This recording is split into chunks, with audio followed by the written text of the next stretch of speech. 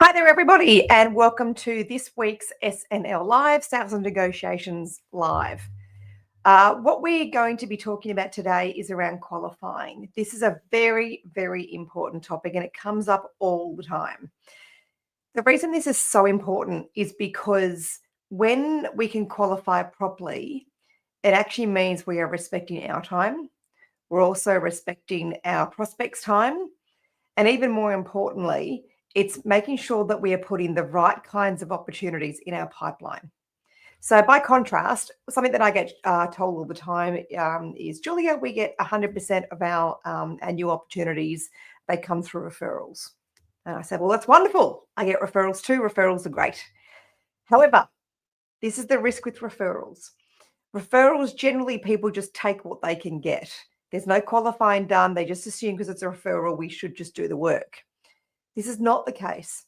It doesn't matter how an opportunity comes inbound to your desk or to your company. We should always be qualifying people first. The number one reason that businesses end up working on the wrong kinds of opportunities is because the referrals coming in, they're not being qualified. So, for example, if you do great work for, let's say, a not ideal client, someone that you don't ordinarily work with, and you do some great work for them, and they're well connected to people who are like them, they will refer to you. And if you just take that business without qualifying it, suddenly you've got, all these different clients, your customers that you're serving, where you think, gosh, how are we working with all these small businesses, or why are we working with these organizations that that don't actually value what we do? We can flip this on its head by making sure we are actually in control of the process. So your sales conversation and your sales process should always make sure that your opportunities are qualified. So in terms of the chain of how this should go, so first of all, if you're meeting people to talk about your services, then 100% of those people should have been qualified before you had that conversation with them. We want to make sure you are never turning up to a conversation, especially with a new prospect, blind, so that you don't know what this person wants to talk about, what kind of business they are, what kind of challenge they want to solve. We must always make sure that we're qualifying people before that stage. So we call this kind of the pass, go and collect $200 stage, where we decide if we want to meet with them or not. So this is the difference, if I use some marketing jargon here, between an MQL and an SQL. An MQL stands for Marketing Qualified Lead, and SQL stands for Sales Qualified Lead. MQLs are leads that come into us through marketing efforts, or maybe through brand awareness, which again is marketing. And an MQL is simply a human with a heartbeat. This is someone that has a pulse. We don't know much about them at all. And we don't know, we may know where they came from, but we don't know anything about why they've contacted us. So this is an MQL. The only action we should take with an MQL is to qualify them. Once we qualify them, we then learn and find out if they are an SQL. An SQL is a sales qualified lead. This puts us in a position where we get some information, just some top level information, nothing too strategic, but we get some top level information from this prospect that makes us think, wow, this could be a good prospect. We should definitely meet with them. And this is the pass, go and collect $200 move. So we then want to make sure that we book in what we would call our first sales meeting. So qualifying is crucial. So it doesn't matter whether this is a referral. It doesn't matter if it's someone which has just come inbound to you.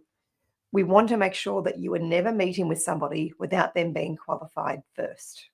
So this is the most important part we have to work out. So to qualify people, this is just as straightforward as asking them some high level questions. Now, some of these might be a little transactional, but what we're trying to work out is, are these people, or is this prospect worth a conversation with me? Is it worth me booking in a meeting because it feels like this could be the right kind of opportunity for us? So things we want to ask in our qualifying questions would be all the usual stuff: name, email address, Phone number needs to be mandatory.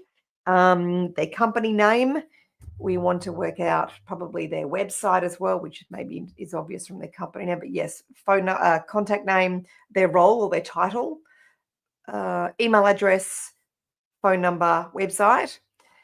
We also want to ask so all these questions are mandatory.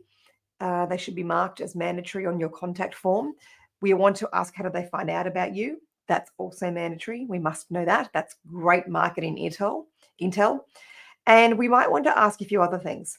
We might want to ask what kind of services are they interested in? And you could have checkboxes, which is available from the work that you do. You might want to ask what kind of urgency they are requiring for this. And you might get some options like this is very important, or we're just getting quotes, for example. Or you might have an option that says, yes, we're looking to do something, but maybe in 3 months from now, or next year, for example. You might also want to ask questions around budget. Now, this is a really, really interesting point here, because questions around budget, and we get challenged on this. People say to us, or our clients, some of them say to us, yes, but if we put some budget restrictions in there, people might opt out because they think we're expensive. And so when we have them, we had taken through some questions. We learned that they're not expensive, but they are priced at the higher end, which is great value.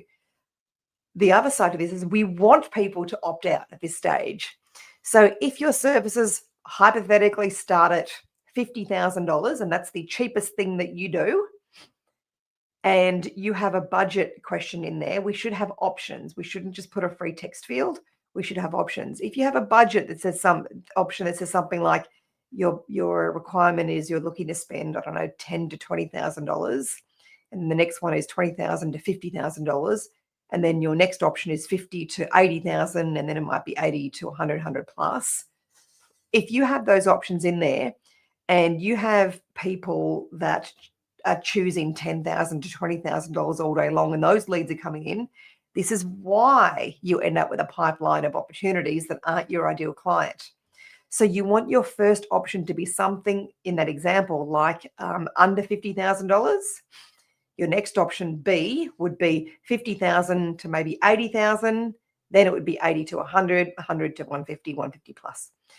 You want people to fill in your qualification questions to know what your pricing indication might be, or what your pricing is, or what's required to work with you.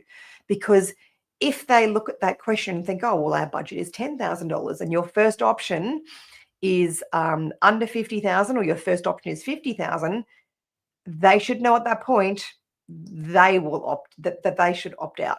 So this is a really great way you can fill your pipeline with the right kinds of opportunities. The other thing we want to ask when we're qualifying as well is to do with who is the person that you're meeting with. So we can ask questions around decision makers at this point. So you might have a question that in your survey or in your pre-qualification information that is something like, tell me about your role in this decision. And let's find out if they're a decision maker or if they're just collecting information. So this is a crucial part of your process. Now, we'll share that this information does not need to be linked to a fancy form, or it does not need to go into your CRM. It needs to be very easy opt-in. So people that fill in my qualification survey, they do not get stored in my CRM. I'm not looking to store and refer back to information that tells me that someone is a decision maker or what their budget is. I'm just simply using this as like tick and flick information to work out, should I pass go, collect $200, and should I have a meeting or a first sales meeting with this prospect? I'm trying to work out, does this opportunity have legs? And if not, if we find out that through that information, it's an MQL, which is a marketing qualified lead, it's not someone who I'm best placed to serve, I will let them know at that stage and I will opt out. So I will share with them, hey, thank you very much for filling that information in or letting me know. I want to let you know I'm probably not the best person to serve you here. However, I do know some people that might be worth an introduction. Would you like me to do that for you and facilitate that handover? And I always, at that stage, call it. I'm not meeting them for the sake of it. And I also have lots of professionals in my network who I can recommend for if it's people that we can't help. So I always offer to do a warm handover as well. So this is our topic this week, qualifying is so important. It's one of the fastest ways you can change the opportunities that go into your pipeline, which means what you're going to convert in the future. If this topic is more interesting to you, please join my newsletter list. There is a link in the below banner that you can subscribe. The other ways you can learn about this topic is you can purchase from Pitch to Profit. This book is designed to be an easy, palatable read, and it covers this topic in more information. You can follow me on LinkedIn if you're not already doing that. And you can also participate in 2 LinkedIn learning courses I have. One is around selling or sales for non-sales professionals. And the other one is how to ask powerful sales questions. And we do cover qualifying in both of those. Have a great rest of your day, and I will see you next week for SNL.